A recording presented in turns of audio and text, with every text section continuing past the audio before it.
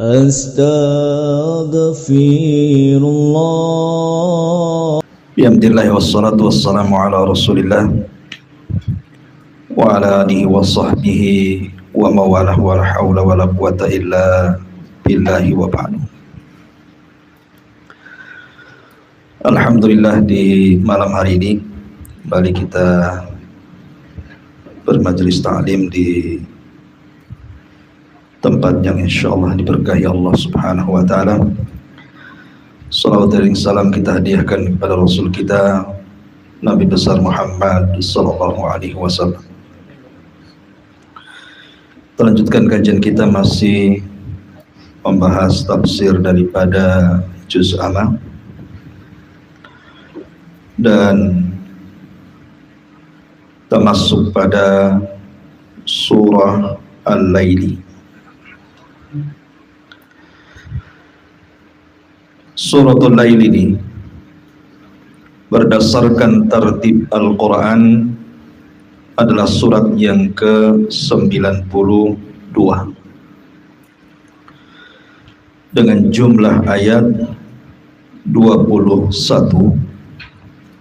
kemudian jumlah kalimat 71 dan jumlah huruf 312. Dan surat ini adalah surat Makkiyah. Ma'asyiral muslimin yang dimuliakan Allah subhanahu wa ta'ala, surat Lail ini secara umum menggambarkan kepada kita tentang kondisi dakwah Nabi sallallahu alaihi wasallam di kota Mekah. Dan kita tahu Nabi sallallahu alaihi wasallam diutus itu di tengah kegelapan tauhid, kegelapan keyakinan dan juga akhlak. Maka Nabi sallallahu alaihi wasallam tampil memberikan cahaya di tengah-tengah orang-orang kafir Quraisy, membawa hidayah Allah subhanahu wa ta'ala. Di sini Allah subhanahu wa ta'ala berfirman, A'udzu billahi minasyaitonir rajim. Bismillahirrahmanirrahim. Wal laili idza yaghsha wan nahari idza tajalla wa ma khalaqadz dzakara wal untha. Demi malam apabila yaghsha, menutup cahaya siang, dan demi siang apabila tajalla, menjadi terang benderang, dan demi penciptaan laki-laki dan juga perempuan. Di dalam surah Lail ini Allah subhanahu wa ta'ala bersumpah dengan 3 sumpah. Pertama bersumpah dengan malam, yang kedua bersumpah dengan siang, dan bersumpah dengan penciptaan manusia dari laki-laki dan perempuan. Dan kita tahu bahwa surat setelah dan sebelumnya juga kurang lebih bersumpah dengan itu. Wasyamsi wa duhaha, demi matahari dan juga demi waktu duha. Wal qamari idza talaha, dan juga bersumpah dengan bulan, matahari di siang hari, bulan di malam hari. Kemudian juga ayat setelahnya wadduha wal laili idza saja, demi waktu duha dan demi malam juga. Jadi surat berturut-turut 3 surat ini bersumpah tentang waktu. Dan sering saya ulang-ulang bahwa Allah subhanahu wa ta'ala ketika bersumpah dengan makhluknya, berarti makhluk yang dijadikan sumpah itu sangat istimewa, karena tidak semua makhluk dijadikan sumpah. Dan Allah subhanahu wa ta'ala ketika bersumpah dengan makhluknya sesuai dengan kehendaknya. Tapi makhluk tidak boleh bersumpah kecuali kepada Allah. Anda tidak boleh bersumpah dengan siang, dengan malam, dengan matahari dan bulan, karena barang siapa yang bersumpah dengan makhluk Allah dikategorikan menyekutukan Allah. Rasul mengatakan, man halafa bi ghairillahi faqad asyrak. Barang siapa yang bersumpah kepada selain Allah berarti dia telah melakukan kesyirikan. Baik, tentang masalah asbab nuzul daripada suratul Lail ini, ada yang mengatakan bahwa asbab nuzul suratul Lail ini adalah kisah Abu Dahdah. Kisahnya seorang sahabat yang bernama Abu Dahdah, sebagaimana diriwayatkan oleh Ibnu Abi Hatim dari Ikrimah dari Abdullah ibn Abbas radhiyallahu anhuma.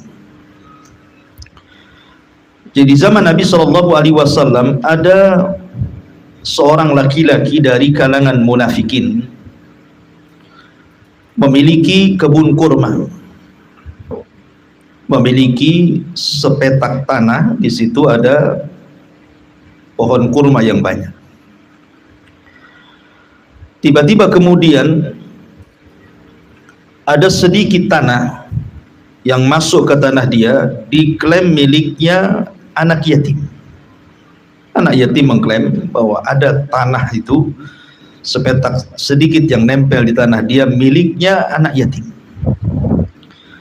Akhirnya kemudian terajukanlah ke mahkamah. Rupanya anak yatim itu kalah dan tanah itu milik orang munafik. Maka ketika itu terdengarlah oleh Abu Dahdah al-Ansari radhiyallahu anhu. Kemudian dia ingin menggantikan tanah itu. Maksudnya membeli dari orang munafik, biarkan tanah sepetak kecil yang nempel di tanah dia itu kasihkan kepada anak yatim. Akhirnya kemudian datanglah Abu Dahdah ini kepada Nabi SAW, kemudian merundingkan, bagaimana kalau seandainya aku beli sepetak tanah kecil itu untuk anak yatim. Dia mengatakan, ya Rasulullah, wahai Rasul, apakah saya harus membeli tanah itu dan engkau janjikan kepadaku satu petak tanah di surga? Maka Nabi SAW mengatakan, na'am, ya. Kalau engkau membelikannya, maka aku akan berdoa Allah akan berikan kau sepetak tanah di surga. Akhirnya Abu Dahdah pun datang kepada orang munafik itu. Kemudian dia pun mengganti tanah anak yatim itu. Dari sini kemudian turun ayat wal laili idza yaghsha sampai kepada fasanu yassiruhu lil yusra. Ada sebagian ulama bahwa asbab nuzul tentang kisah Abu Dahdah ini didhaifkan oleh para ulama. Tetapi yang benar bahwa asbab nuzul yang sahih tentang suratul Lail ini adalah kisahnya Abu Bakar Siddiq radhiyallahu anhu. Kisahnya Abu Bakar Siddiq radhiyallahu anhu,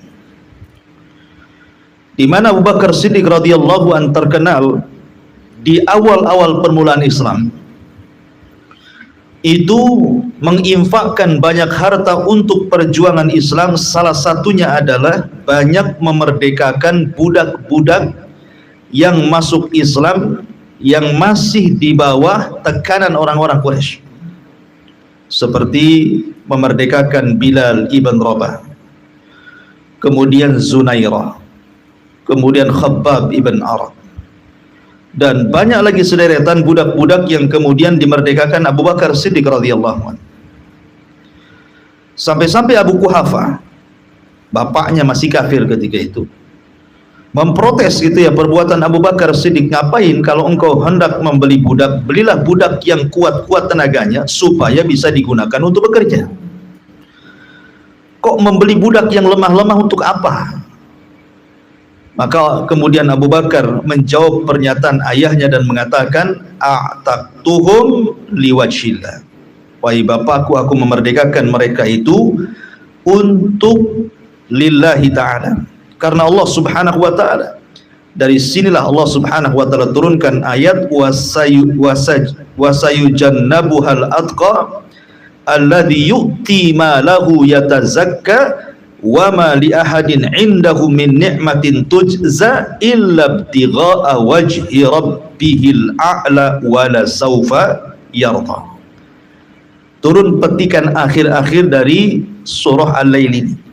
Dan Allah akan menjauhkan orang yang bertakwa dari api neraka, maksudnya Abu Bakar yang telah menghabiskan hartanya untuk membersihkan jiwanya, dan dia tidak ingin mendapatkan balasan di dunia, dia hanya hendak mendapatkan balasan Rabb-Nya yang maha tinggi, dan kelak dia akan mendapatkan keridhaan Allah. Inilah asbab nuzul yang dikuatkan para ulama, bahwa asbab nuzul suratul Lail ini adalah kepada Abu Bakar As-Siddiq radhiyallahu anhu. Akan tetapi bagaimanapun kaidah Quran, sering saya ulang, al-ibratu bi umumi lafdila bi khususi sabab. Bahwa ibrah, pelajaran dalam Al-Quran itu bukan sebab khususnya surat ini turun kepada siapa, tetapi umum lafaz daripada Al-Quran itu mencakup siapapun yang tersifati dalam ayat-ayat dalam surat ini. Siapapun masuk, kalau memiliki sifat-sifat, baik sifat baik atau sifat buruk yang terdapat dalam suratul Lail. Baik, kita masuk pada tafsirnya. Disebut suratul Lail karena memang di permulaannya Allah bersumpah dengan lail, wal laili idza yaghsha. Makanya suratnya disebut surah Lail. Sering Allah memberikan Al-Quran diberikan nama surat itu dengan permulaan surat biasanya, seperti surat Duha karena ada lafaz wadduha, kan itu ya. Surah Asy-Syamsi karena ada lafaz wasyamsi wadduhaha. Termasuk di sini juga bahwa disebut suratul Lail karena memang di permulaannya ada sumpah Allah wal laili idza yaghsha. Maka surat ini disebut suratul Lail. Ayat yang pertama di sini Allah Subhanahu wa taala bersumpah dengan malam. Wal laili idza yaghsha wan nahari idza tajalla. Ketika Allah Subhanahu wa taala menyebut kalimat lail menggunakan fi'il mudhari, idza yaghsha, ghasyiya yaghsha. Tapi ketika Allah menyebut kalimat siang menggunakan fi'lul madhi, wal laili idza yaghsha wan nahari idza tajalla, bukan yatajalla. Apa hikmahnya? Kenapa ketika Allah menyebut kalimat lail menggunakan fi'il mudhari yaghsha, datangnya malam itu menutup semua siang sehingga datang kegelapan. Tapi sebaliknya ketika datang siang juga kemudian datang terang benderang yang menyingkap malam.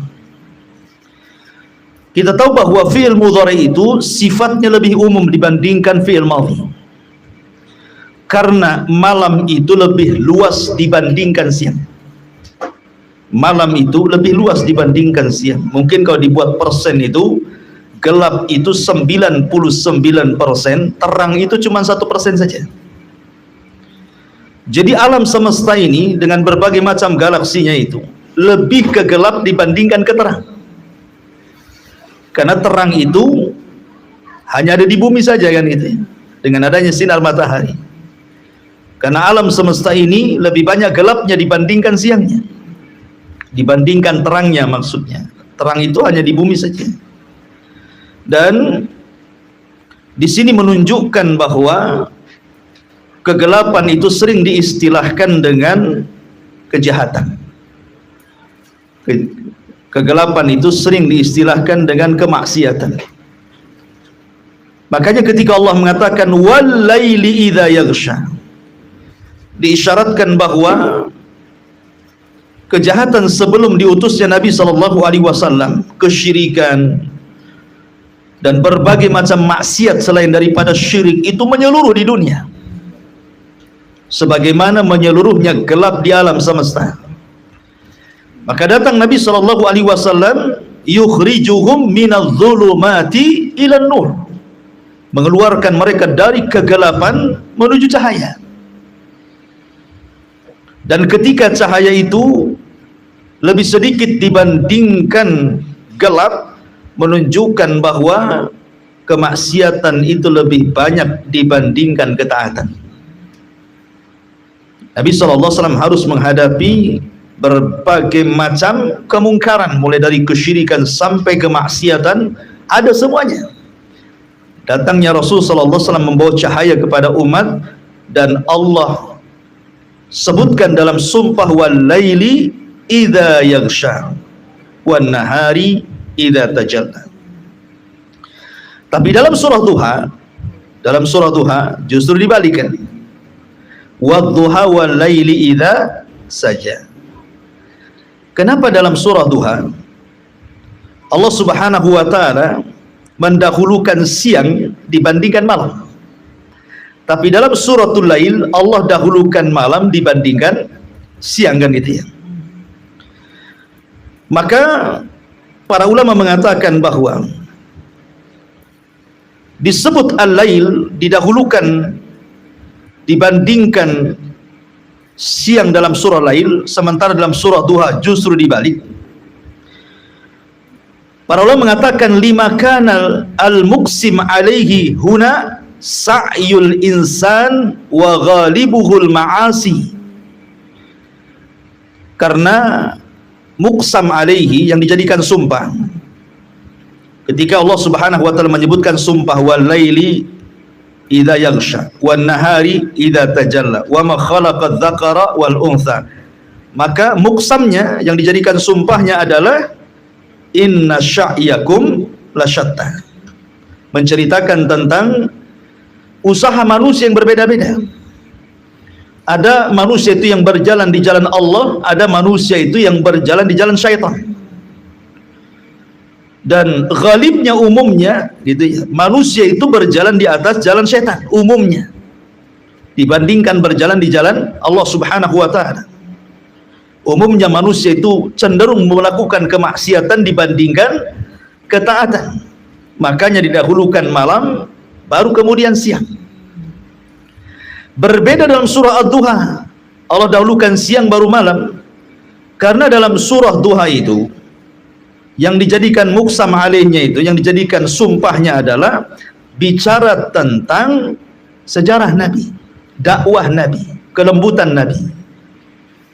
Makanya Allah Subhanahu wa taala mendahulukan siang baru kemudian malam. Intinya bahwa di sini Allah Subhanahu wa taala bersumpah dengan malam, kemudian bersumpah dengan siang. Faedahnya adalah di mana kegelapan itu lebih banyak dibandingkan terangnya. Maknanya kemaksiatan lebih meluas dibandingkan orang yang melakukan ketaatan. Dan sesuai dengan fakta juga bahwa malam itu lebih banyak orang jahat dibandingkan orang yang qiyamul lail, kan? Makanya kenapa Allah Subhanahu wa taala berfirman dalam surah Muawwidhataini, qul a'udzu birabbil falaq, salah satunya adalah min syarri ghasiqin idza waqab. Kita disuruh untuk berlindung dari ghasiq. Ghasiq itu artinya malam hari. Kenapa kita disuruh berlindung dari malam hari? Karena kejahatan di malam hari itu menguat. Semua ada.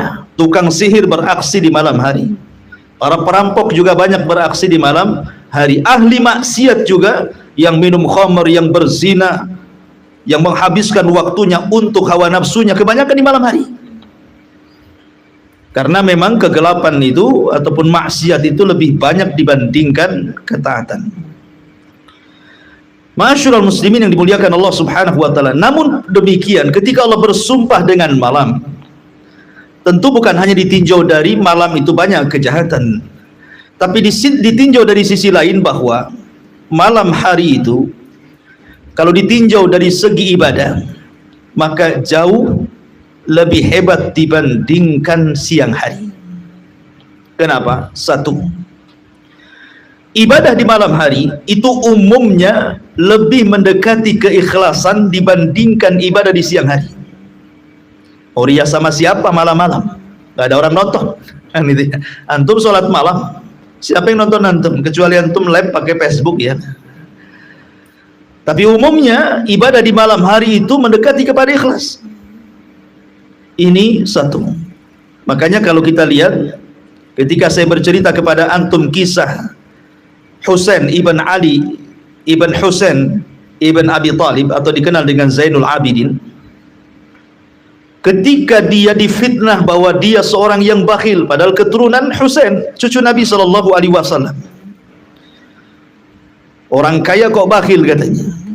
Rupanya setelah meninggal barulah kemudian orang-orang tahu bahwa dia orang yang paling dermawan di kota Mekah.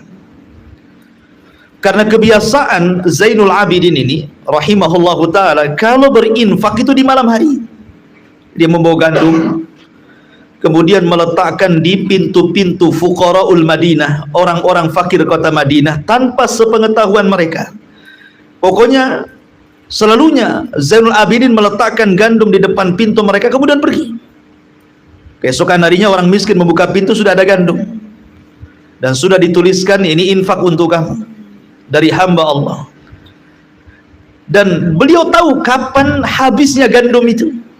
Jadi kalau sudah habis, datang lagi, naruh lagi gandum di situ. Tidak ada yang tahu kecuali Allah Subhanahu wa ta'ala. Tapi setelah meninggal dunia, tidak ada gandum lagi di rumah-rumah fuqara'ul Madinah.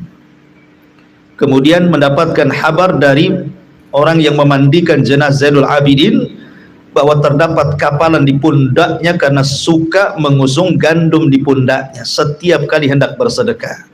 Dari sini Nabi SAW bersabda, sadaqatus sir tudfi'u ghadaba rabbi, bahwa sedekah yang diam-diam itu bisa memadamkan kemurkaan Allah. Dari sini malam itu bisa mendekatkan keikhlasan gitu ya. Kemudian yang kedua, bahwa ibadah di malam hari itu asyakku ala nafsi, butuh perjuangan, berhajat kepada perjuangan gitu ya. Beda kalau siang, karena malam hari itu terkadang cuaca dingin, malas bangun, ya kan? Ngantuk berat, malas bangun. Lagi mimpi enak, tiba-tiba bangun, ya kan? Jadi malam hari itu perlu mujahadah, perlu adanya kesungguhan. Tentu ketika orang berlebih dalam kesungguhan, akan berlebih dalam pahala ya. Kemudian yang ketiga, ibadah di malam hari itu mazid tadabburin wa tafahumin, ada penambahan tadabbur dan juga pemahaman. Di malam hari itu orang untuk merenung itu lebih khusyuk dibandingkan di siang hari. Di malam hari itu orang mudah menangis. Makanya Nabi SAW pernah menangis dari ba'da isya sampai fajar. Ketika kemudian keesokan harinya berjumpa dengan Bilal ibn Rabah, mempertanyakan, karena bagaimanapun kalau orang nangis selama itu kan belebam itu ya matanya, kan nampak gitu bekas nangis gitu ya. Maka Rasul mengatakan ketika ditanya, wa mayubkika ya Rasulullah, apa yang membuat anda menangis wahai Rasul? Kata Nabi SAW, semalam turun ayat kepadaku, wailun liman qara'aha wa lam yatadabbaraha, celaka bagi orang yang membacanya tapi tidak mau merenungkannya. Kemudian Rasul membaca, inna fi khalqis samawati wal ar wa ikhtilafil laili wan nahar ila akhiril ayat. Kemudian yang nomor 4, malam hari itu adalah tempat turunnya rahmat, tempat turunnya maghfirah, tempat istijabatul doa. Jadi tempat turun rahmat, tempat turun ampunan, dan tempat di mana doa-doa akan diijabah Allah Subhanahu wa taala. Nabi SAW bersabda, yanzilu rabbuna ila sama'id dunya fi kulli thuluthil lailil akhir wa dzalika kulla lailatin. Fayaqulu Allahu azza wa jalla, man yad'uni fa astajibana wa man yastaghfiruni fa aghfiralah wa man yas'aluni fa'utiyah. Allah turun di sepertiga malam akhir, dan itu setiap malam. Kemudian Allah akan memanggil hamba-hambanya, siapa yang berdoa ku kabulkan, siapa yang minta ampun ku ampuni, siapa yang meminta sesuatu ku kabulkan permintaannya. Kemudian yang nomor 5, ibadah di malam hari itu tempat diangkatnya derajat manusia. Karena ketika kemudian dosa kita diampuni oleh Allah Azza wa Jal, kemudian kesalahan kita dihapus, maka kebalikan daripada itu adalah Allah hendak mengangkat derajat manusia. Jadi malam itu bisa mengangkat derajat manusia. Dan banyak lagi. Kalau kita cerita tentang solat di malam hari, jauh lebih afdal. Kata Nabi SAW bahwa solat sunnah yang paling afdal setelah solat wajib adalah solat qiyamul lail, solat malam. Ya, jadi memang ibadah di malam hari itu luar biasa. Makanya Allah mendahulukan malam dibandingkan siang. Baik. Wal laili idza yaghsha wan nahari idza tajalla. Ketika Allah Subhanahu wa taala mengiringkan malam dengan siang, kedua makhluk Allah ini adalah tanda dari tanda-tanda kuasa Allah yang dilihat manusia. Bagaimana Allah Subhanahu wa taala bisa memperjalankan malam, kemudian setelah itu menghilangkan malam dan memperjalankan siang. Tentu ma'asyiral muslimin yang dimuliakan Allah Subhanahu wa taala, ini adalah mukjizat kuasa Allah Subhanahu wa taala. Karena ada ayat yang mengatakan, "Qul ara'aitum in ja'alallahu 'alaikumul laila sarmadan ila yaumil qiyamah." Kemudian Allah mengatakan, "Man ilahun ghairullah ya'tikum bidiya'in afala tasma'un." Qul ara'aitum in ja'alallahu 'alaikumun nahara sarmadan ila yaumil qiyamah man ilahun ghairullah ya'tikum billaili taskununa fi afala tubsirun. Coba Allah menyindir dengan firman-Nya, bagaimana pendapat kalian kalau seandainya Allah jadikan kepada kalian itu malam terus nggak ada siangnya? Coba bayangkan. Kalau Allah jadikan tidak ada cahaya sama sekali, gelap terus sampai kiamat dibangkitkan. Pertanyaannya, adakah Tuhan selain Allah yang mampu mendatangkan cahaya? Afala tasmaun, tidakkah kau mendengar ayat ini? Atau sebaliknya, kalau seandainya, bagaimana pendapat kalian kalau Allah jadikan siang terus sampai kiamat gitu ya? Apakah di sana ada Tuhan selain Allah yang mampu mendatangkan malam sehingga kalian bisa tenang di situ? Tidakkah kalian melihat? Artinya bahwa siang dan malam itu kuasa Allah. Allah sudah membagi-bagikan untuk kehidupan manusia gitu. Malam tempat istirahat, siang tempat bekerja. Kalau seandainya kemudian malam terus, kapan kerjanya? Kalau seandainya siang terus, kapan pula istirahatnya? Maka Allah bagi itu tugasnya. Dan tidur di malam hari berbeda dengan tidur di siang hari. Kalau ada orang yang mengganti fitrah Allah Subhanahu wa taala kepada makhluk, umpamanya antum ganti malam kerja tidur siang, pasti antum akan sakit. Walaupun tidurnya cukup, karena bukan itu tempat istirahat. Itu maksudnya. Ya. Makanya kenapa Allah sudah memberikan porsinya masing-masing. Kalau istirahat ya malam gitu, kalau bekerja ya siang. Ya mungkin sekali-kali bisa dibalik, tetapi jangan kemudian seterusnya karena akan memadaratkan badannya. Makanya siang malam itu adalah kuasa Allah, selain daripada tanda-tanda kuasa Allah yang sifatnya berjalan, yang setiap hari kita bisa lihat. Karena ada tanda kuasa Allah itu tidak berjalan begitu saja, tapi siang malam itu kan berjalan. Ya, hilang siang datang malam, hilang malam datang siang, dan tidak mungkin matahari akan berjumpa dengan bulan kecuali hari kiamat. Di mana Allah mengatakan wa jumi'a syamsu wal qamar, Allah akan kumpulkan matahari dan bulan kapan? Kiamat nanti. Kalau matahari dan bulan sudah kumpul, itu sudah kiamat itu. Tapi selama tidak berkumpul berarti tidak kiamat, karena hilang matahari datang bulan, hilang bulan datang matahari, dan begitu seterusnya. Ma'asyiral muslimin yang dimuliakan Allah Subhanahu wa taala, Allah mengatakan wa ma khalaqadz dzakara wal untha, dan ada qiraah tanpa menyebut wa ma khalaqa. Jadi wal laili idza yaghsha wan nahari idza tajalla wadz dzakari wal untha. Ada qiraahnya seperti itu. Dan ini qiraah daripada Abdullah ibn Mas'ud radhiyallahu anhu yang disebutkan di dalam Sahih Bukhari Muslim dari jalan Alqamah, bahwa Abdullah ibn Mas'ud kata Alqamah membaca wadz dzakari wal untha wal laili idza yaghsha wan nahari idza tajalla wadz dzakari wal untha. Tetapi sekali lagi ini qiraah syadzah. yang sudah dihapuskan di zaman Utsman ibn Affan dan tidak dimasukkan ke dalam mushaf. Jadi antum tidak boleh membaca bacaan ini, tetap mengambil bacaan yang sudah muttafaq alaih, disepakati, wa ma khalaqa dzakara wal untha. Walaupun ada riwayat dari Abdullah bin Mas'ud beliau membaca wa dzakari wal untha, kan ini riwayat syadzah.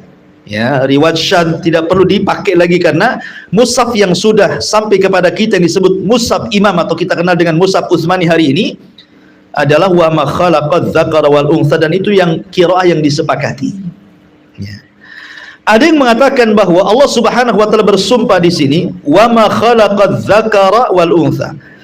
Bagi yang kemudian menganggap ma di sini adalah mausul, sebenarnya Allah mengatakan wallazi khalaqadz dzakara wal untha. Ma di sini mausul. Ya, kalau ditakdirkan itu wallazi khalaqadz dzakara wal untha, artinya Allah Subhanahu wa taala hendak bersumpah kepada dirinya sendiri bahwa dia yang menciptakan laki-laki dan perempuan. Jadi bersumpah untuk dirinya. Ya. Tapi kalau yang mengatakan ma di situ masdariyah, bukan mausulah, artinya Allah Subhanahu wa taala bersumpah dengan makhluknya. Bahwa di antara makhluk Allah itu ada yang sifatnya laki-laki, ada yang sifatnya perempuan. Lalu siapa zakar dan siapa untha di sini? Sebagian ulama tafsir mengatakan maksudnya zakar di sini adalah Adam dan untha itu artinya Hawa. Artinya Allah bersumpah dengan Adam dan dengan Hawa yang merupakan asal dari terciptanya manusia. Dan dari sini juga ada faedah ketika Allah Subhanahu wa taala bersumpah dengan zakar dan untha itu, Adam dan Hawa, bahwa ketika berjumpa dua jenis manusia, laki-laki dan perempuan, maka akan lahir ketenangan. Orang kalau hidup sendiri nggak akan tenang. Laki-laki hidup sendiri nggak akan tenang. Perempuan hidup sendiri nggak akan tenang. Nampak tenang itu ditenang-tenangkan itu. Ya. Sebenarnya tidak tenang. Karena Allah Subhanahu wa taala mengatakan wa min ayatihi an khalaqalakum min anfusikum azwaja litaskunu ilaiha. Dan dari tanda-tanda kuasa Allah, Allah menjadikan kalian berpasang-pasangan gitu ya. Laki-laki dipasangkan dengan perempuan atau sebaliknya. Gunanya untuk apa coba? Litaskunu ilaiha, supaya lahir ketenangan. Dari ketenangan itulah wa ja'ala bainakum mawaddah, lahir cinta. Mawaddah warahmah, lahir rahmah, kasih sayang. Ya. Wa ja'ala bainakum mawaddatan wa rahmah inna fi dzalika laayatin liqaumin yatafakkarun. Dan dari sini juga lahir faedah tentang seorang laki-laki itu harus memiliki kesabaran kepada perempuan. Kenapa? Ketika Allah Subhanahu wa taala ciptakan Adam dari tanah, Hawa tidak setiap dari tanah kan? Kan bisa saja Allah ciptakan Adam dari tanah, Hawa juga dari tanah. Tetapi Allah Subhanahu wa taala tidak takdirkan seperti itu. Yang tercipta dari tanah itu cuma Adam. Inna rabbakum wahid wa inna abakum wahid kullukum min Adam wa Adamun min turab. Rabb kalian satu, buyut kalian satu, dia tercipta dari tanah. Cuma Adam yang tercipta dari tanah itu. Adapun Hawa tercipta dari siapa? Dari Adam. Kapan? Ketika Adam tertidur. Sengaja penciptaan Hawa itu ketika Adam tertidur. Sebab kalau Adam sedang bangun, kemudian diambil tulang rusuk yang paling atas, yang paling bengkok, yang dekat dengan jantung itu, tentu Adam akan tidak suka dengan Hawa pasangannya. Akan merasakan sakit kan. Tapi ketika kemudian Adam sedang tidur, diambil tulang rusuknya itu, tanpa sadar tahu-tahu sudah ada ciptaannya, sehingga tidak ada kebencian Adam kepada Hawa. Karena kan tidak tahu kan, tidak terasa, tahu-tahu sudah diciptakan saja tulang rusuknya. Tapi kalau dia sedang sadar diambil tulang rusuknya kan sakit, bisa saja dia benci kepada pasangannya. Makanya dibuat seperti itu. Lah ketika Hawa kemudian bagian daripada Adam, berarti seolah-olah istri itu bagian daripada suami. Nah, disitulah diperlukan kesabaran. Karena Rasul mengatakan khuliqatil mar'atu min dila'in, diciptakan wanita itu dari tulang yang paling bengkok, kan itu ya. Tulang rusuk yang paling bengkok itu. Kalau antum paksa, patah dia. Kalau antum biarkan, tetaplah si bengkok dia. Makanya fastausul nisa'i khairan. Tetap kita berwasiat kepada laki-laki, kata Rasul, sabar, berbuatlah kebaikan kepada wanita kalian, terus arahkan mereka. Karena wanita itu karena diciptakan dari tulang rusuk yang dekat dengan jantung, sehingga nalurinya lebih ke perasaan. Lain dengan Adam dan para laki-laki turunannya lebih kepada akal. Beda orang mengikuti akal, beda orang mengikuti perasaan. Kalau orang mengikuti perasaan, kalau sedih sekali, kalau senang sekali sampai lupa diri, itu perasaan, ya kan? Tapi kalau akal tidak.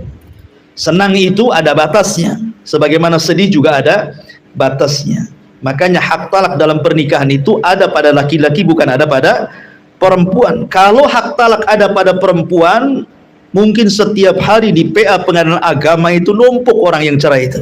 Kalau diberikan kepada perempuan, karena perempuan tersulut sedikit saja perasaannya, dah cerai aja bang, selesailah dia, kan itu ya. Tapi hak cerai ada pada laki-laki. Laki-laki itu berakal, dia melihat kesian istrinya, atau mungkin tidak kesian istrinya, kesian anaknya, atau tidak mungkin tidak kesian sama anaknya, malu dengan tetangganya, malu dengan keluarganya, malu dengan instansinya, masihlah dia berpikir panjang itu, ya kemana-mana, ya. Akhirnya kemudian tidak jadi bercerai. Ya. Ini yang pertama, zakar dan unsa di sini artinya Adam wal Hawa. Penafsiran yang kedua, maksud zakar dan unsa itu mencakup semuanya, baik manusianya ataupun binatangnya atau tumbuh-tumbuhannya, ya kan? Makanya ketika ada sebagian tumbuh-tumbuhan itu yang tidak berbuah kecuali dikawinkan, seperti kurma kan, atau salak, kan harus dikawinkan dulu kan, baru berbuah banyak kan. Kalau nggak dikawinkan ya segitu saja hasilnya. Ya, jadi bersumpah dengan semua makhluk Allah bahwa pasti makhluk Allah itu berpasang-pasangan. Ada siang, ada malam, ada matahari, ada bulan, ada laki-laki, ada perempuan, ada lautan, ada daratan, ada gelap, ada siang, ada terang, dan begitu seterusnya. Ya, Allah hendak mengumumkan semua makhluknya seperti itu. Tapi ada juga yang mengatakan tidak, bahwa zakar dan unsa itu adalah khusus untuk manusia, bukan Adam dan Hawa saja, tapi semua turunannya. Sesiapa yang taat kepada Allah dan juga taat kepada Rasulnya dari laki-laki dan perempuan, maka dia masuk kepada wa ma khalaqadz dzakara wal unsa. Jadi laki-laki yang taat, perempuan yang taat, masuk dalam sumpah Allah Subhanahu wa taala. Ini tiga penafsiran yang disebutkan para ulama. Lah, Allah bersumpah dengan tiga sumpah ini untuk apa? Apa muksamnya? Muksam alaihinya itu, yang jadikan sumpahnya itu apa? Maka Allah Subhanahu wa taala menyebutkan jawab qasamnya, inna sa'yakum lasyatta. Inna sa'yakum lasyatta. Sesungguhnya setiap usaha manusia di dunia ini berbeda-beda. Padahal tujuannya satu. Wa ma khalaqtul jinna wal insa illa liya'budun. Ini kan tujuannya nih. Tidaklah aku ciptakan jin dan manusia kecuali untuk beribadah. Dan Rabb kita satu juga. Dan kita diciptakan semua karena untuk ibadah, tapi kenyataannya kan tidak. Bermacam-macam tuh orang hidup di dunia itu. Ada yang memang seumur hidupnya betul-betul dia mencari keridhaan Allah. Ada yang sepanjang hidupnya dia hanya mencari keridhaan untuk dirinya saja. Tapi ada juga orang yang dalam hidupnya mencari tidak ridha Allah, tidak keridhaan dirinya, kepuasan dirinya, tapi untuk orang lain. Itulah manusia kan. Ada yang selama hidupnya betul-betul ikhlas, apapun yang dia lakukan karena Allah. Ada yang selama hidupnya hanya mencari kepuasan diri saja. Dia ibadah itu kalau menguntungkan saja. Ya. Ada juga ibadah itu tidak karena Allah, tidak karena dirinya, tapi karena orang. Ya. Riya gitu ya. Jadi macam-macam orang hidup itu. Makanya manusia di dunia ini ada tiga golongan. Pertama muqarrabun, yang kedua al-abrar, yang ketiga zalimun li nafsi. Yang pertama muqarrabun, yang disebut dengan as-sabiqun as-sabiqun ulaikal muqarrabun. Dan Allah katakan thullatun minal awwalin wa qalilun minal akhirin. Jadi ada orang yang sabikun, betul-betul selama hidupnya itu dia gunakan untuk berlomba-lomba dalam kebaikan. Mana ada pintu kebaikan dia masuk di situ. Ada pintu sedekah, langsung bersedekah. Ada pintu qiyamul lail, dia langsung bergerak untuk sholat malam.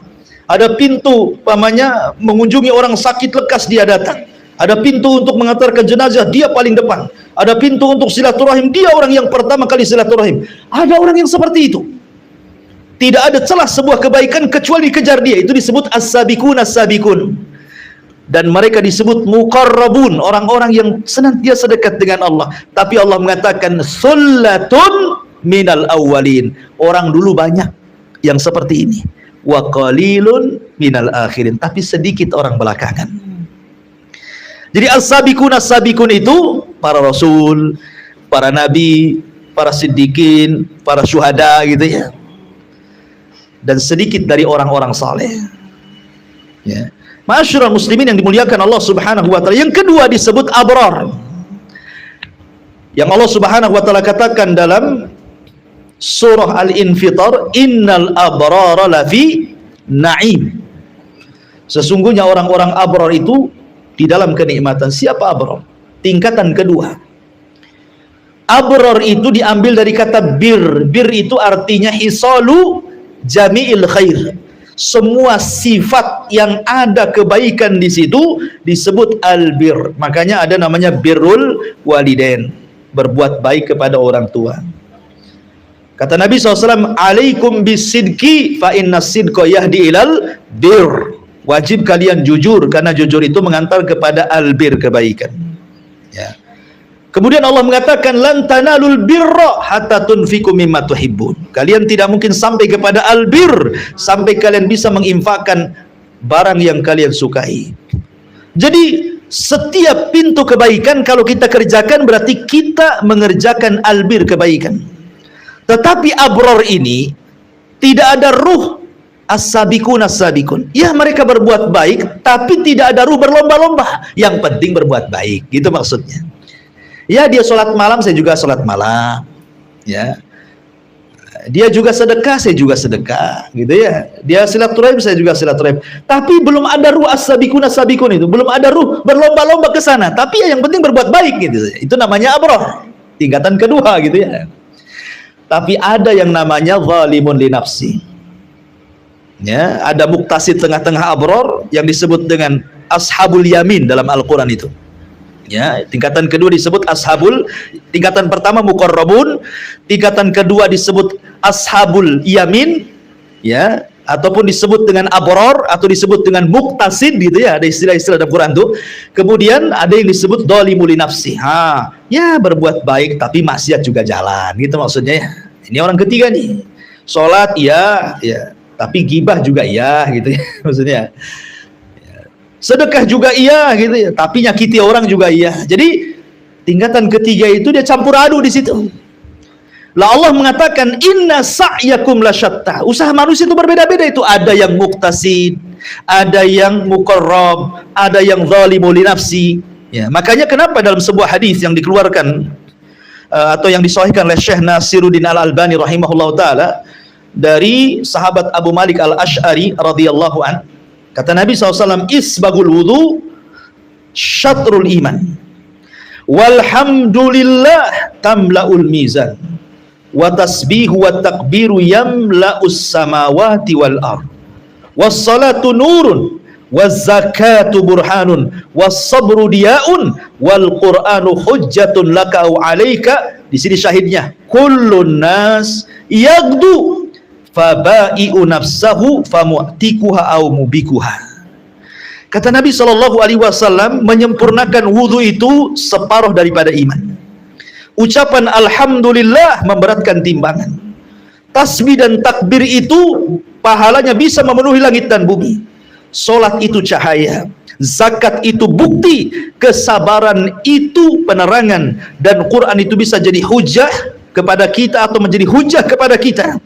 Kemudian Rasul mengatakan kullun nas, setiap manusia yagdu, bepergian, fabai'un nafsa, maka ada yang menjual dirinya kepada Allah Subhanahu wa taala, betul-betul dia habiskan waktunya untuk Allah Subhanahu wa taala. Famu'tikuha, berarti dia memerdekakan dirinya dari siksa Allah dan api neraka. Tetapi juga au mubikuha, Ada juga manusia itu yang merusak dirinya sendiri, akhirnya mengingkari keridhaan Allah dan cenderung memilih neraka dibandingkan surga. Itulah manusia yang berjalan di permukaan bumi itu, kan ada yang cari surga, ada yang cari neraka gitu ya. Sudah tahu di pintu neraka, masuk juga di situ. Sudah tahu pintu surga, tapi malas juga masuk di situ. Begitulah sifat manusia, karena surga itu dipagari dengan hal-hal yang tidak disukai, sementara neraka itu dipagari dengan hal-hal yang penuh dengan syahwat dan disukai manusia. Maka Allah mengatakan inna sya'yakum lasyatta. Kemudian Allah Subhanahu wa taala menjelaskan gambaran bahwa manusia itu macam-macam bentuknya. Seperti apa gambarannya? Allah mengatakan fa amma man a'ta wattaqa wa saddaqa bil husna fasanuyassiruhu lil yusra. Ini gambaran yang pertama. Gambaran yang kedua, wa amma man bakhila wastaghna wa kadzdzaba bil husna fasanuyassiruhu lil usra. Allah Subhanahu wa taala mengatakan, adapun orang-orang yang memberikan hartanya di jalan Allah kemudian bertakwa, membenarkan adanya pahala yang terbaik, maksudnya surga, maka kami kelak akan menyiapkan baginya jalan yang mudah. Adapun orang yang bakhil dan merasa dirinya cukup serta mendustakan pahala terbaik, maka kelak kami akan menyiapkan baginya jalan yang sukar, yang sulit. Perhatikan di sini, wa amman a'ta, barang siapa yang memberi. Kalimat a'ta, memberi, ini tidak mesti harta. Artinya yang punya harta, berikan dengan hartanya. Yang punya jabatan, gunakan dengan jabatannya. Pamannya dia menjadi pejabat di kota Batam ini. Kemudian dengan jabatannya, mumpung dia menjabat di situ, dia tolong masjid, ya kan? Dia tolong pesantren. Nggak usah bayar WTO lah pesantren ini. Itu dimudahkan, contohnya gitu ya. Ya. Ataupun mungkin para pejabat ini dengan jabatannya dia mempermudah dakwah. Dibuat undang-undang di masjid-masjid, dibolehkan dakwah, diundang-undang tidak boleh ada minuman keras gitu ya, dengan jabatannya. Ya, jadi dia mempermudah dengan jabatannya itu. Atau mungkin dengan waktunya, antum memang sibuk bekerja, tapi ketika ada waktu-waktu yang luang, waktu libur, bukan tuh jalan-jalan, justru di waktu libur itu dia gunakan waktunya untuk banyak zikir, beribadah, hadir di majelis ilmu dan begitu seterusnya. Ya, bukan sebaliknya, waktu libur ini kesempatan maksiat kan gitu ya.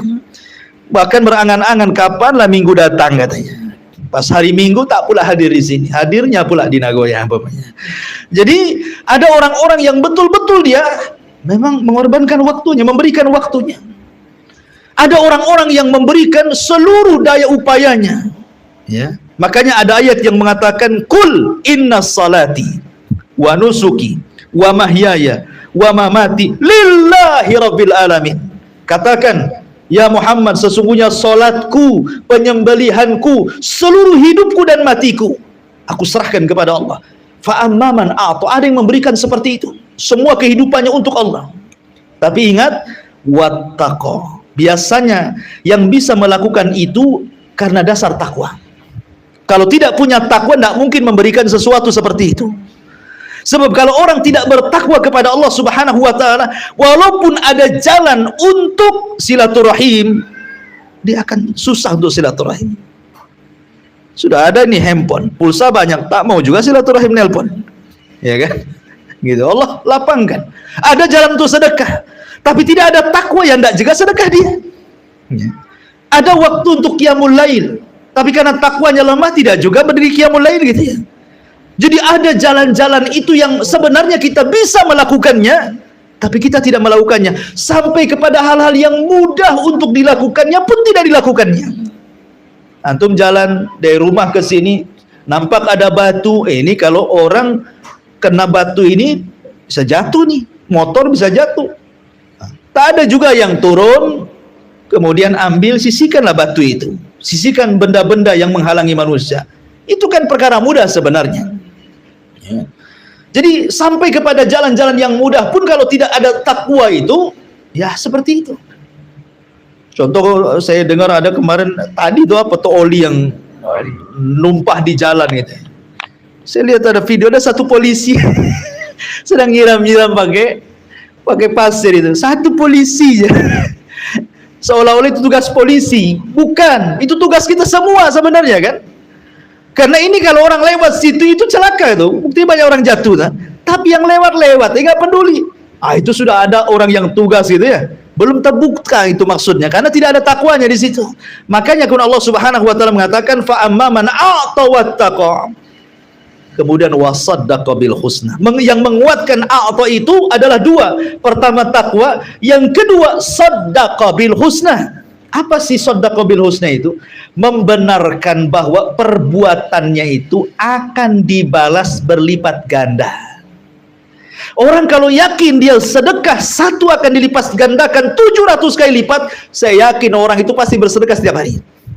Karena dia ingat ada balasan, ya kan? Sama lah kalau antum suruh bekerja, bos mengatakan kamu kalau besok mau melembur, saya lipatkan gaji kamu 7 kali lipat. Oh, nggak pulang, nggak berani tuh. Ya, 2 hari tak pulang tak apa bos katanya. Asal kelipatannya jelas kan. Gitu. Urusan dunia saja kita bisa seperti itu gitu ya. Artinya bahwa kalau dia membenarkan bahwa ada janji dari Allah, pasti dia akan a'ta. Ya. Kemudian juga ada yang mengatakan bahwa saddaqa bil husna. Husna di sini artinya sorga. Orang kalau seandainya yakin dengan sorga, pasti apapun dilakukannya, ikhwan. Lihat para sahabat Nabi SAW, semua dilakukannya, jiwa melayang-melayanglah, yang penting surga. Seperti yang dikatakan Amr bin Jamuh, ketika dia daftar untuk jadi perang Uhud, anaknya meminta Jabir kepada Rasul, janganlah, ayahku sudah tua, jalan pun tak bisa, masa kau izinkan untuk perang Uhud, wahai Rasulullah. Akhirnya Rasul mengatakan, wahai Amr ibn Jamuh, lihat, anakmu tidak mengizinkan kamu, tapi bapaknya ngotot dan mengatakan, ya Jabir, laulal jannah la athartuka iyyak. Kalau bukan karena sorga, saya siap digantikan posisi. Masalahnya sorga, saya tidak mau. Itu para sahabat, ya kan? Itulah berbeda dengan kita. Jelas-jelas sorga pun tetap saja tidak mau. Jelas-jelas neraka malah masuk pula di situ. Ya. Jadi di sini harus memang yakin. Ada juga husna di situ, artinya wasaddaqa bila ilaha illallah. Husna itu artinya la ilaha illallah, artinya tauhid. Ya. Orang kalau menghujam tauhid di dadanya, pasti apapun bisa dilakukannya. Kebaikan apapun pasti dilakukannya. Karena yang mendorong para sahabat terkenal bagaimana infaknya, keberaniannya, ibadahnya, zuhudnya, waraknya, itu karena tauhid yang melekat di dadanya. Makanya ayat ini turun kepada siapa? Abu Bakar. Abu Bakar itu sebenarnya tidak dikenal dengan infaknya. Abdurrahman bin Auf lebih besar infaknya. Tidak dikenal dengan syajaahnya. Khalid bin Walid dalam peperangan luar biasa, maka dijadikan jenderal di zaman Abu Bakar. Artinya kalau cerita sholat, Umar orangnya kan itu ya. Kalau cerita sedekah, Abdurrahman orangnya. Kalau cerita Quran, Ubay bin Ka'ab orangnya. Tapi kenapa Abu Bakar menjadi orang nomor 2 setelah Nabi SAW? Disebutkan bima waqara fi qalbihi, karena Abu Bakar punya keyakinan tauhid yang mantap dalam hatinya yang tidak dimiliki semua sahabat. Dia ketika datang kepada Rasul masuk Islam tidak ada keraguan. Semua sahabat masih ragu, nengok dulu betulkah dia nabi? Semua sahabat tuh. Umar saja mau bunuh Nabi kan itu ya. Baru setelah dapat kebenaran kemudian dia bertobat masuk Islam. Tapi Abu Bakar tidak. Betul-betul hatinya mantap, tauhidnya mantap, datang kepada Rasul masuk Islam. Ditawari Islam saja langsung bersyahadat. Makanya wajah disebut as-siddiq. Ya kan? Wasaddaqa bila ilaha illallah. Makanya Abu Bakar orang yang paling a'ta memberi. Ketika Rasul berkumpul bersama para sahabatnya, kata Rasul, siapa yang hari ini mengunjungi orang sakit? Tidak ada yang berdiri kecuali Abu Bakar. Ya. Siapa di antara kalian yang hari ini mengurus jenazah? Tidak ada yang berdiri kecuali Abu Bakar. Siapa yang hari ini berpuasa? Tidak ada yang berdiri kecuali Abu Bakar. Siapa yang hari ini memberi makan fakir miskin? Tidak ada yang berdiri kecuali Abu Bakar. Subhanallah. Ya. Maka kata Nabi SAW, siapa yang memiliki 4 hisal dalam satu hari, dia mengunjungi orang sakit, dia memberi makan fakir miskin, dia mengantar jenazah, dia berpuasa, wajabat lahul jannah. Maka wajib dia masuk surga katanya. Ya. Makanya ketika Rasul menyebutkan jumlah pintu sorga, Abu Bakar bertanya, apakah aku bisa masuk dari semua pintu itu wahai Rasul? Kata Rasul, ya, aku berharap engkau masuk dari semua pintu, karena semua kebaikan kau lakukan. Itu karena saddaqa bila ilaha illallah. Tapi sebaliknya wa amman bakhil. Siapa yang bakhil? Bakhil ini sifat yang paling buruk yang ada pada manusia. Makanya kalau antum punya anak perempuan, jangan dikawinkan sama orang bakhil. Walaupun dia sholat malam, walaupun dia ahli puasa, walaupun dia sedekah. Kalau sedekah itu lawan bakhil ya. Bagus dia. Maksudnya kalau dia ibadahnya kuat tapi bakhil, jangan berkawan dengan dia. Karena orang bakhil itu mengantarkan kepada kekufuran. Makanya lihat wa amman bakhila wastagna. Biasanya orang bakhil merasa cukup. Merasa cukup artinya apa? Dia menyandarkan hidupnya dengan kekayaan, makanya dia bakhil. Ya kan? Dia merasa kekayaannya bisa mengekalkan dirinya. Makanya Allah mengatakan jama'a amalan wa addada yahsabu anna malahu akhlada. Oh, itu orang bakhil tuh. Ya. Orang yang ngumpul-ngumpulkan harta pasti dihitung-hitung tuh. Kalau sudah dihitung-hitung pasti merasa dia kekal dengan hartanya karena istagna, merasa cukup dengan hartanya. Makanya dahulu di zaman jahiliyah Abu Lahab ketika dia mendengar suratul Lahab, saya selana rong zatalahab, bahwa dia akan masuk ke neraka yang menyala-nyala, dia kumpulkan tuh tokoh-tokoh dan mengatakan, kalau yang dikatakan si Muhammad benar, saya akan masuk neraka. Tenang saja, aku punya harta banyak, aku tebus neraka itu dengan hartaku, katanya kan. Makanya Allah mengatakan ma'agna anhu maluhu wa makasab. Nggak ada harta bisa menolong dia, nggak ada manfaat harta dan keturunannya.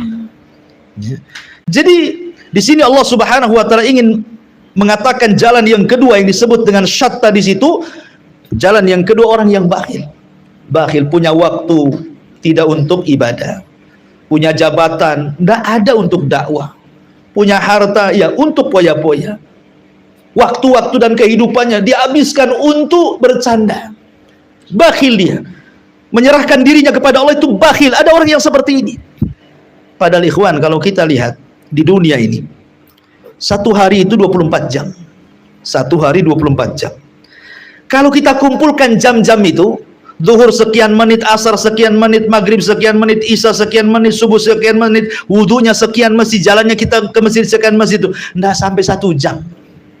Ya coba sih antum, hitunglah antum yang merasakan itu satu hari ini. Antum maghrib berapa menit, hitung. Kemudian nanti ditambah lagi dengan isyanya, ditambah dengan subuhnya, ditambah dengan zuhurnya, ditambah dengan asarnya, ditambah dengan wudunya, ditambah dengan jalannya. Nggak ada sampai 1 jam, ikhwan. Jadi 24 jam waktu yang berlalu dalam sehari itu cuman anggaplah 1 jam kita ini beribadah kepada Allah. Lah yang 23 jamnya kemana? Nah itu pertanyaannya kan. Ya. Terkadang ada orang yang itu masih ibadah, jelas-jelas ibadah itu kan. Itu saja kita memberikan untuk Allah itu sebenarnya hanya 1 jam. Gimana yang tidak ibadah gitu maksudnya? Oh, yang ibadah saja sedikit tuh dalam 1 hari kita ini serahkan kepada Allah. Ya. Ma'asyiral muslimin. Jadi jalan manusia itu seperti itu, ada yang kufur, ada yang syukur. Kadang-kadang begini, kawan, saya contohkan. Antum kecelakaan, naudzubillah. Ini contoh saja. Malam-malam jam 1. Nggak ada orang, nggak ada yang nolong. Antum sendiri itu. Tiba-tiba datang mobil, nolong antum, dibawa ke rumah sakit. Kata dokter ini kalau nggak ditolong bisa mati. Ya. Akhirnya yang nolong ini dia yang biayai, padahal bukan yang nabrak, dia kecelakaan sendiri. Sampailah akhirnya nyawanya terselamatkan, dia pun sehat. Kira-kira nih, kalau dia sudah sehat, lupa nggak dengan kebaikan orang yang nolong? Nggak akan lupa. Pasti dia akan ingat terus, akan berterima kasih, kalau bukan karena kamu udah mati aku ini. Tapi ada orang, ikhwan, yang tidak pernah mengingat kebaikan Allah. Pada Allah yang menciptakan kita loh. Allah yang ngasih rizki, Allah yang ngasih kehidupan, Allah yang ngasih kebahagiaan, sampai kepada pengetahuan, jadilah kita pejabat ini. Tidak ingat juga sama Allah, tapi sama orang yang berbuat baik bisa ingat dia. Ya. Itulah manusia itu, kadang-kadang ada kufur, ada syukur namanya, dan itu bagian daripada inna sa'yakum lasyatta gitu maksudnya. Fa amma man bakhila wastagna wa kadzdzaba bil husna. Dia pun mendustakan, tidak ada balasan, tidak ada sorga, tidak ada tauhid gitu ya. Makanya Allah mengatakan fasanu yassiruhu lil yusra, yang satunya fasanu yassiru lil usra. Perhatikan di sini 2 kalimat. Yang satu fasanu yassiruhu, ada hu di sini. Hu itu dhamir. Ya, kata ganti dia. Dhamir ghaib, kembali kepada siapa? Man. Hu ini kembali kepada man. Dalam bahasa Jawanya man itu sopo wonge, itu diartikan bahasa Jawa itu. Man, hu ini kembali ke man. Fa amma man a'ta wattaqa wa saddaqa bil husna fasanu yassiruhu. Hu ini kembali ke man. Artinya bahwa barang siapa yang suka memberi kemudian bertakwa kemudian membenarkan dengan balasan, maka Allah mudahkan dia. Maksudnya dia itu yang memberi, yang bertakwa dan membenarkan surga, semua kehidupannya dimudahkan. Itu maksudnya. Allah tidak mengatakan fasanu yassiru lil yusra. Tidak. Tetapi fasanu yassiru, ada hu-nya di sini ya. Kepada orang itu Allah akan berikan semua kemudahan bagi dia. Setiap datang kesulitan, datang kemudahan. Hidupnya akan mudah, hidupnya akan tenang, hidupnya akan senang, dan begitu seterusnya. Kalau orang suka memberi, bertakwa, membenarkan surga, hidupnya akan tenang, senang, mudah. Gitu maksudnya. Tapi sebaliknya, orang yang bakhil, merasa cukup, mendustakan akhirat, hidup dia usra, sulit terus. Gak pernah senang, walaupun kaya, walaupun jabatannya tinggi, walaupun hartanya melimpah, kok ada saja masalah. Anaknya kena narkoba, istrinya selingkuh, masalah ini masalah itu, di perusahaannya masalah, di instansinya masalah, ada saja konflik. Pokoknya Allah buat sulit hidupnya.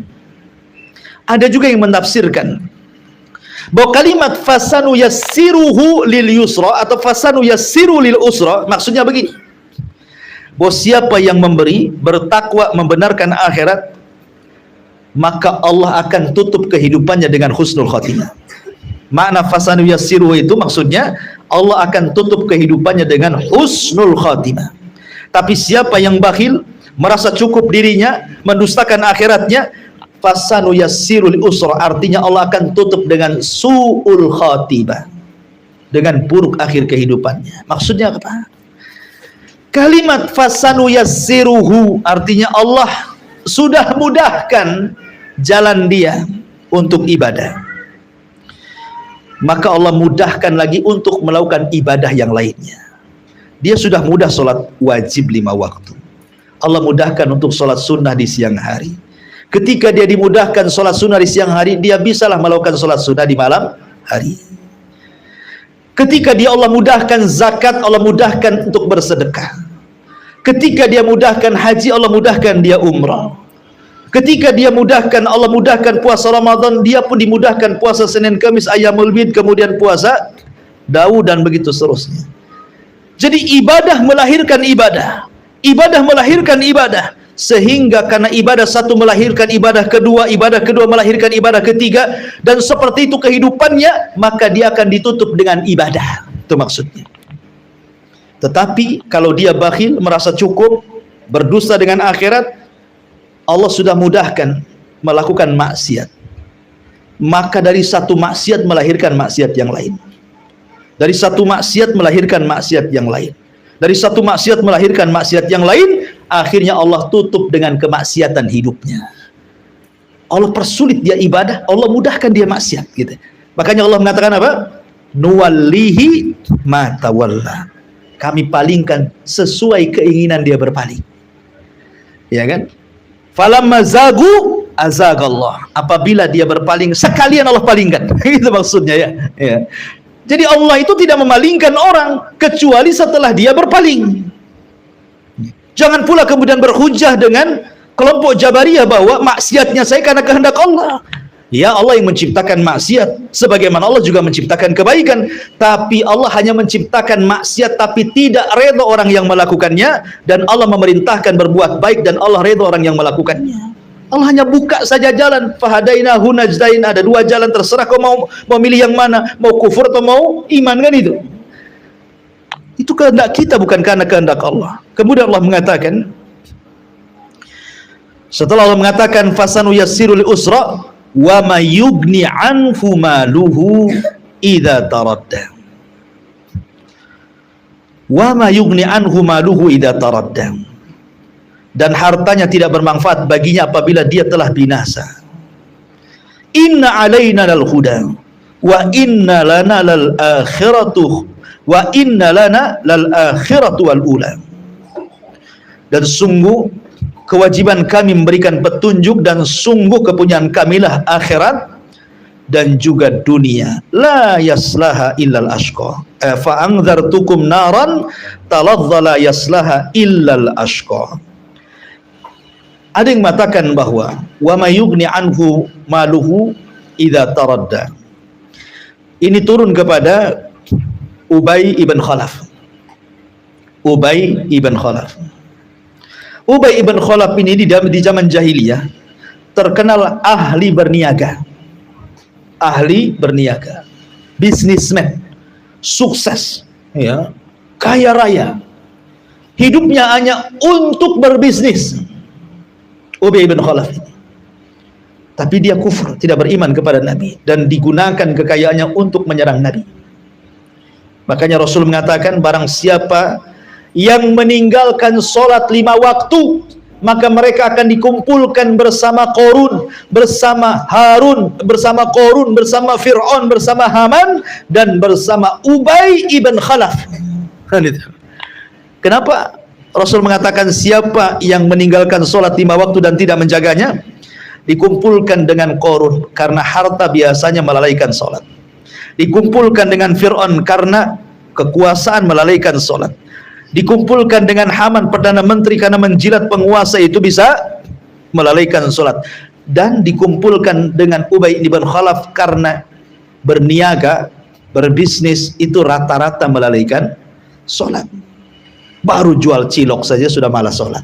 Itu baru jual cilok tuh, baru jual cincau aja malas sholat. Gimana kalau jadi bos ciloknya gitu ya. Artinya perniagaan itu melalaikan. Makanya Allah mengatakan wa may yughni anhu maluhu idza taradda. Enggak ada manfaatnya loh harta itu kalau sudah binasa. Apa manfaatnya? Ini semakna dengan ayat ma aghna anni maliya halaka anni sultaniya. Duhai kiranya harta yang kubanggakan enggak ada manfaat kalau sudah masuk kuburan. Duhai kiranya jabatan yang tinggi yang aku banggakan di dunia enggak ada manfaat juga kalau aku sudah masuk kuburan, kata Allah.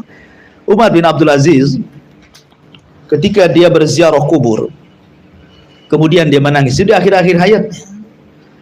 Kemudian dia membaca ayat ini. Ma agna anni maliya halaka anni sultaniya. Sambil memandang kuburan. Duhai kiranya harta yang kubanggakan kalau aku masuk di situ tidak ada gunanya harta itu. Duhai kiranya kepemimpinan yang aku banggakan kalau aku masuk ke situ tidak akan ada gunanya, kata Umar bin Abdul Aziz. Ya. Ma'asyiral muslimin yang dimuliakan Allah Azza wa Jal, makanya ketika Rasul bertanya tentang harta apa? Maluka ma akalta fa afnaita wa ma labista maluka ma akalta fa afnaita.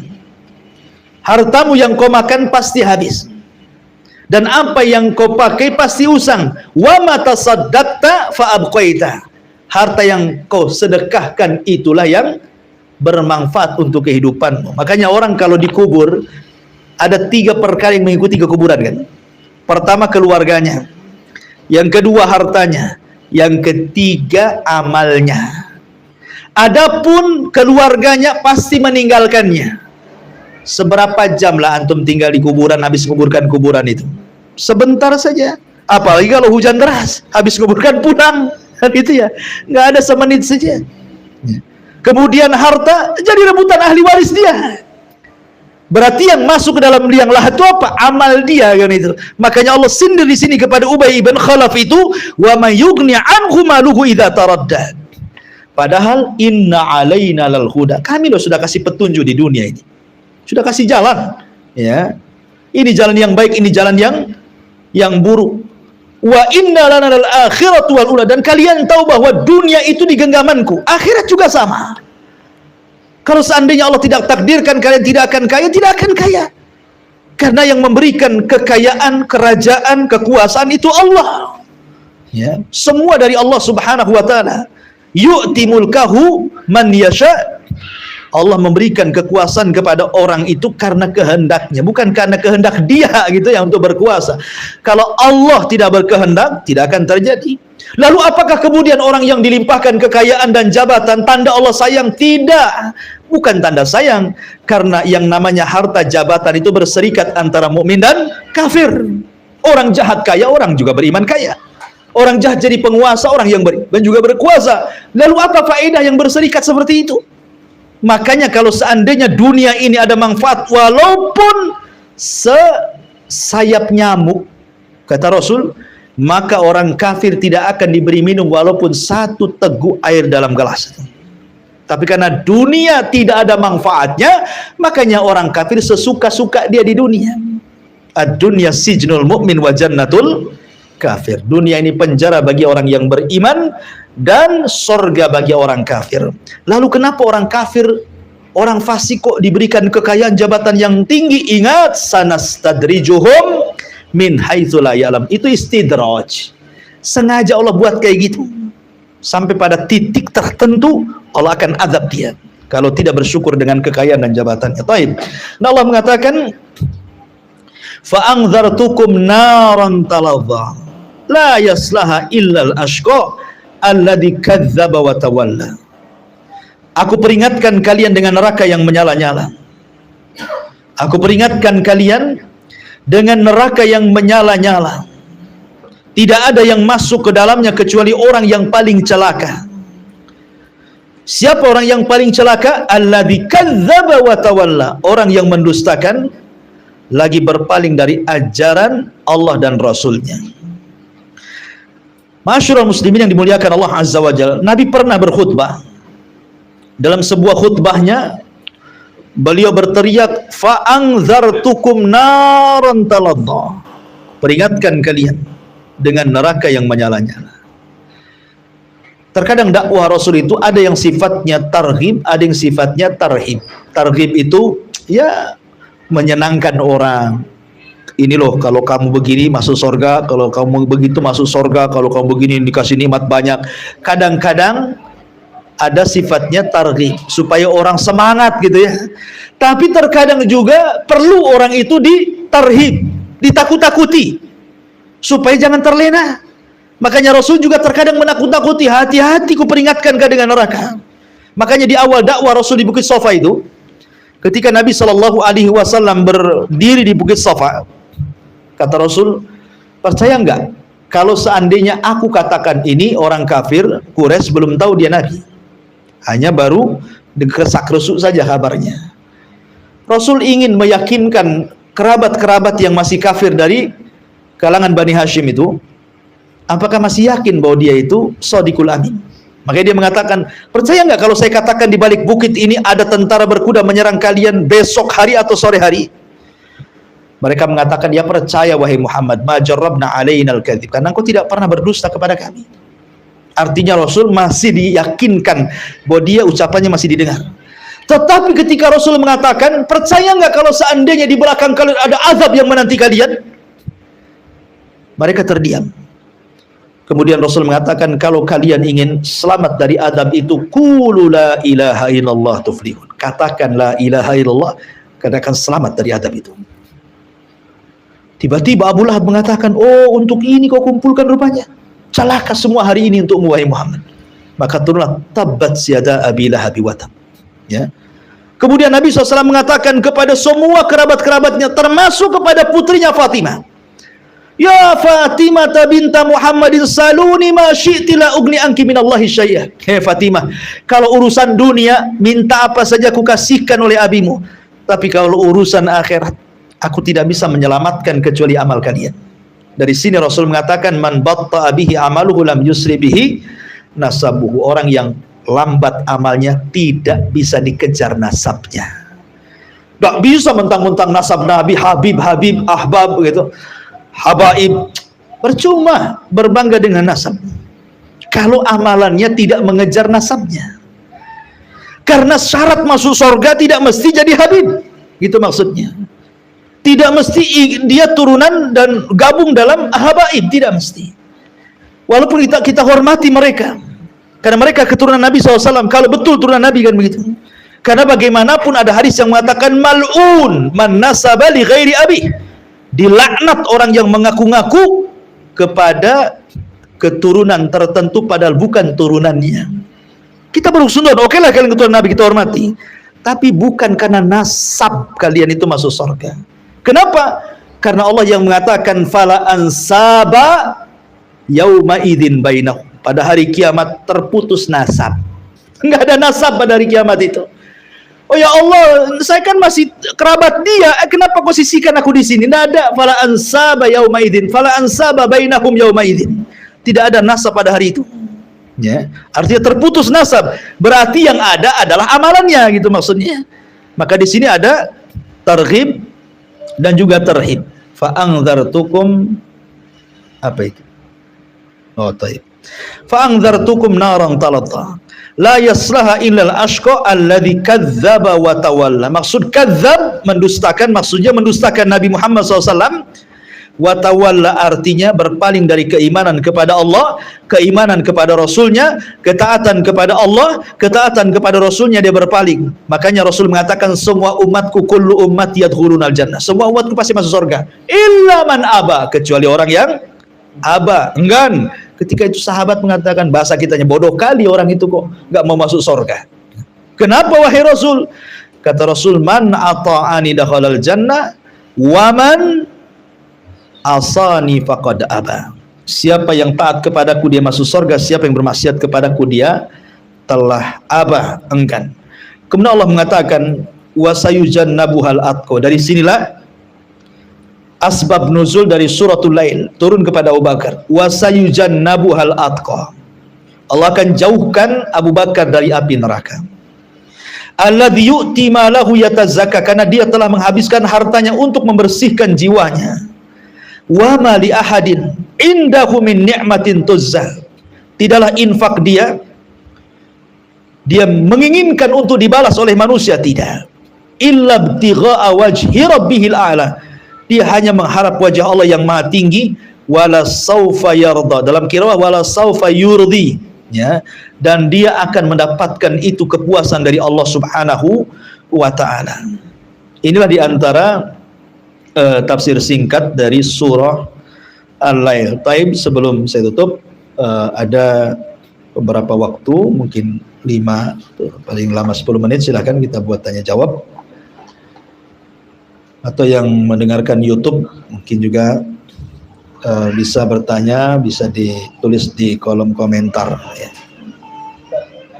Silakan.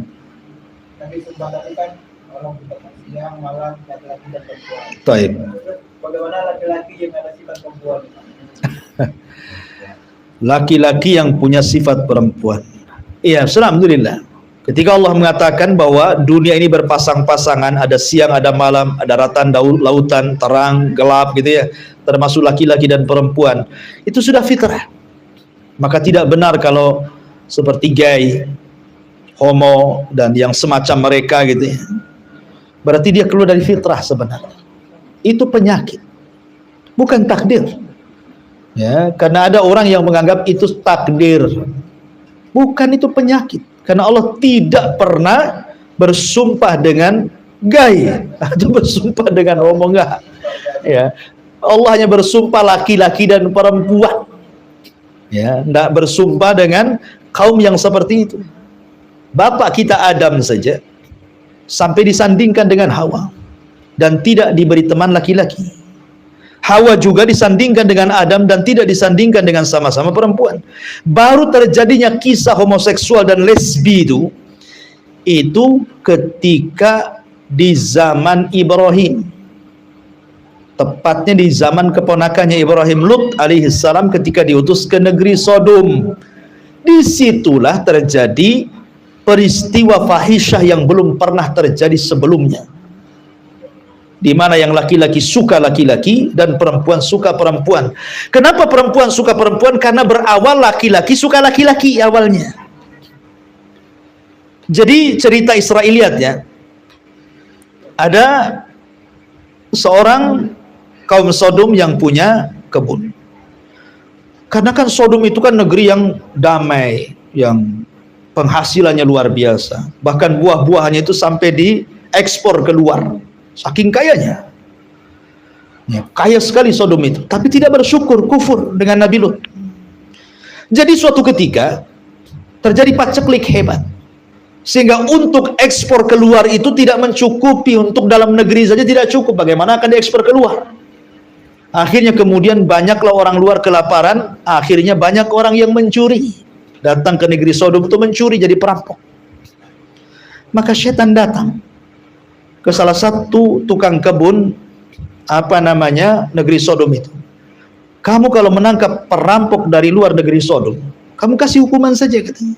Hukumannya apa? Bayar sekian dinar, sekian uang, kemudian berzinah dengan dia. Kalau kamu mencuri, maka kamu akan kusodok, bahasanya kan itu ya, laki-laki dengan laki-laki kan. Itu mudah-mudahan untuk memberi rasa takut. Mereka itu tidak mau awalnya, hanya untuk nakut-nakuti. Cuman setan sudah mulai ngasih mukadimah supaya takut, maksudnya gitu ya. Rupanya setan yang kasih ide, setan pula yang kemudian memulai perkara fahisyah ini. Setan ini menjelma orang ganteng sekali, dia pula pencurinya. Sengaja ditangkap oleh tukang kebun itu. Ya, sebagaimana instruksi awal harus bayar sekian dan dia harus melakukan perbuatan homo gitu ya. Ya, karena memang ganteng orangnya. Terkadang kan laki-laki yang punya sifat kewanitaan itu kadang-kadang lebih cantik pula dari istri antum. Entah disuntik sana suntik sini, wah udah nggak bisa bedakan lagi, itu cewek itu tuh perempuan datang. Pada laki-laki kelihatannya kalau suara aslinya keluar, oh itu baru tahu. Nah, setan yang memulai, akhirnya merasa lezat, akhirnya terus seperti itu dilakukan. Diajaklah anak-anaknya juga seperti itu, akhirnya saling mereka melakukan seperti itu. Tidak ada kesukaan kepada perempuan. Nah, berhasil setan ini. Nah, setannya untuk mengelabui perempuan, dia tasyakul lagi menjadi perempuan cantik sekali, ya kan? Kemudian menggoda salah satu dari perempuan orang Sodom. Kalau laki-laki, suami-suami kita bisa melakukan seperti itu, masa kita tidak? Ah, gitu ceritanya. Akhirnya terjadilah lesbi kaum Sodom itu. Dari sinilah diutus Lut kepada mereka. Bahkan ditawarkan anak perempuannya, ditawarkan perempuan-perempuan, tetapi mereka juga ingkar. Justru mengusir dan mengatakan, innakum kaumun yatatoharu, jangan sok suci engkau wahai Lut, katanya. Jangan-jangan kau mau juga, itu bahasanya. Kurang ajar. Maka mereka mengatakan, la ilam tantahi ya Lut, kalau engkau tidak berhenti dari dakwahmu ya Lut, kami akan usir engkau, katanya. Makanya diazablah kaum Sodom. Jadi itu penyakit turunan, bukan itu qadha dan qadar, bukan. Bisa dirubah kok, bisa. Insya Allah bisa. Kalau ada niat banyak kok yang berhasil kok. Ya, kembali ke fitrahnya itu. Bisa. Bisa diobati, datang ke psikiater ataupun mungkin diruqyah atau diobati, bisa. Ya, yang tidak bisa itu karena dia mengikuti hawa nafsu saja. Wallahu a'lam.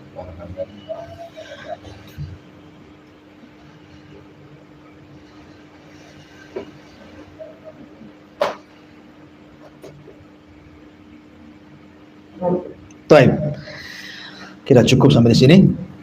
Subhanakallahumma bihamdika, asyhadu an la ilaha illa anta, astaghfiruka wa atubu ilaik. Allahu ta'ala alam. Assalamualaikum warahmatullahi wabarakatuh.